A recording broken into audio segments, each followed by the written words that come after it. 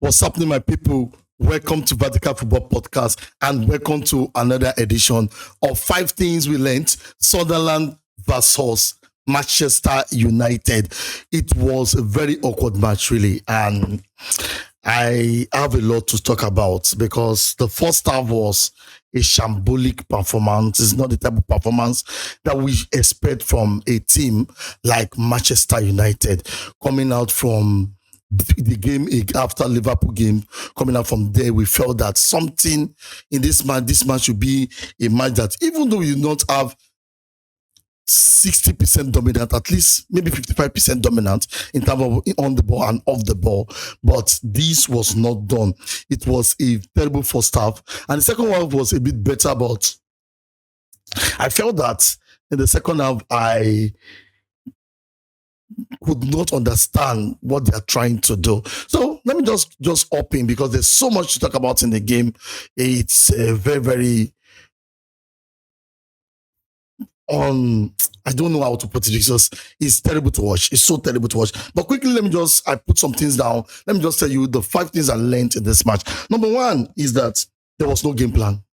There was no game plan. In a game of football, there should be a game plan of all areas of the game.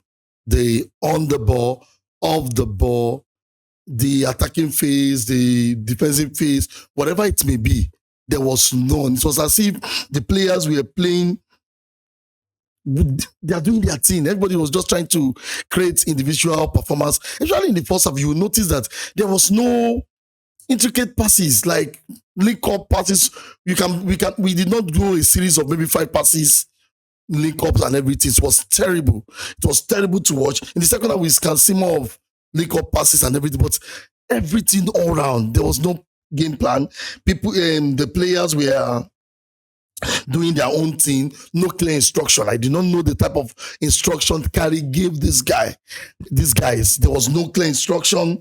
There was no structure, because when you look at the game, you know that, okay, they are starting missing out from the midfield due to the fact that Casemiro was a bit, maybe could not get himself ready for the match due to some injury whatsoever.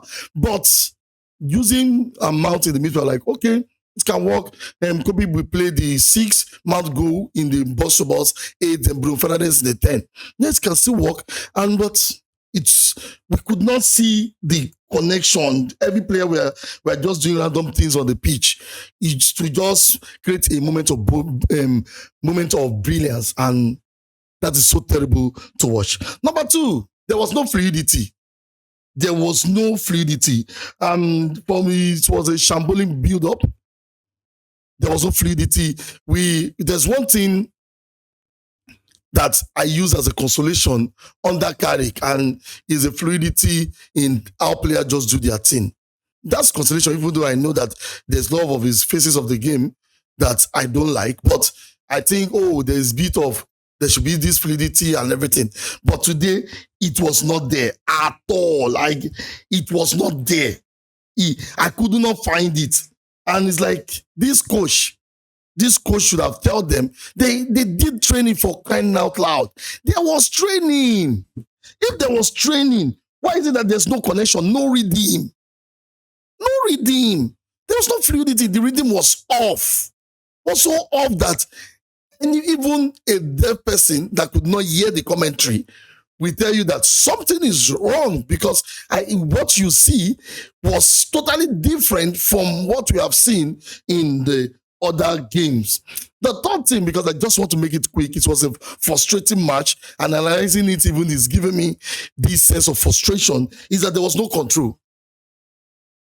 A team like Manchester United should have at least a system of how they control the game. There was no control. And there are ways you can control the game. You can control the game on the ball, by being always in possession, stopping your opponent from getting the ball. The second one is off the ball, as Carrick always play low block, mid block, try to tighten space so that there will be no spaces for them to penetrate your distance. Let them recycle the ball on and on to the point that they get frustrated we have time on the ball, eat them on the counter as usual, and get a goal. But today, it was not there. The counter-attacking ball that we know Manchester United doing of recent, we did not even see it today. It's so terrible to watch. At least, if you are not giving us the high-flying, the counter-attack, or you do possession, sorry, if you are not giving us possession, but at least you give us the counter-attack. It was not there. It was something that we need to just look at. And I think Carrick in the next game, we have to work on that.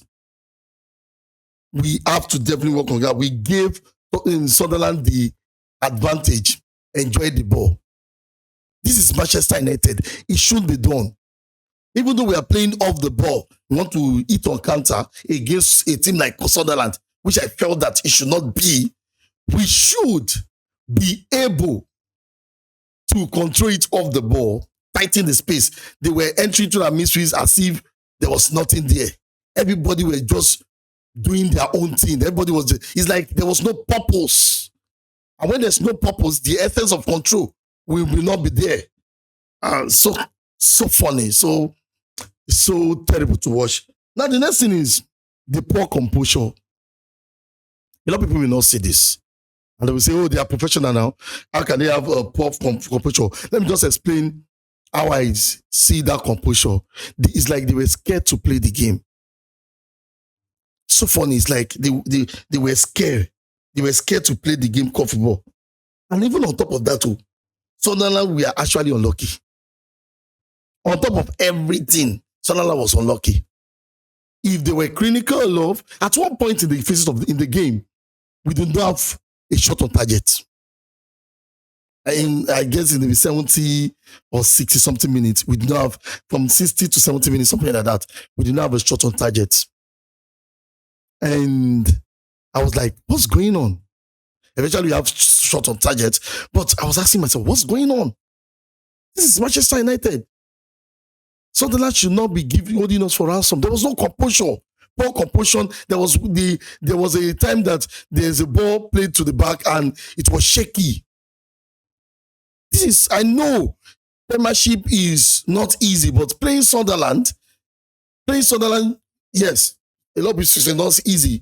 They are too, but you have to give them what they want. And if you notice in the extra minutes, we're able to do one or two things.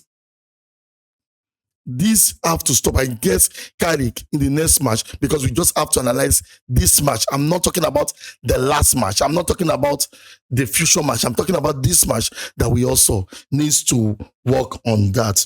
Now, the last thing I'm going to say, I'm going to just applaud Carrick for something. It may not be something big, but at least it shows that he's a coach that can actually experiment. I love the fact that he introduced Mount to the number 8 role. And in the face of attack, it will be like Mount and Bruno will be in the number 10 role, trying to orchestrate some magic, which we did not see. But assuming the Mount, this thing worked, even though I saw Mount doing some tackles and all said and done, he did some things. I saw some combination with him and Kobe Mino at one point, but it did not gel. It's not gel. Other coach will have gone for a safer option like Ugarte and Kobe. Yeah, other coach will have done that, but it's a sign that he can actually fix something. Maybe try to do one of these things, even though I believe that the instruction wasn't clear. It's not clear at all.